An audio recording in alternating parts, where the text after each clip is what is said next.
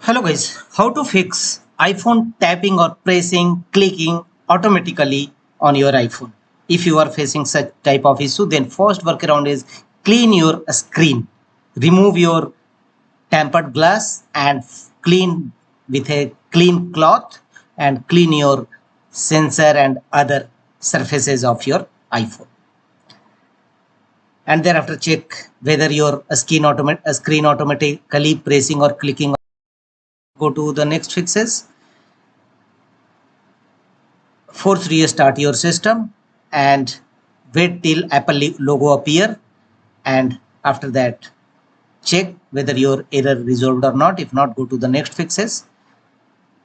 How to hard reset your iPhone? Go to my channel and you will find this video. And the next workaround to fix this issue is tap on settings of your iPhone, and here scroll down, tap on general and tap on software update, and if any update available, download and install it. Sometimes outdated iOS may be a cause of your screen not functioning well.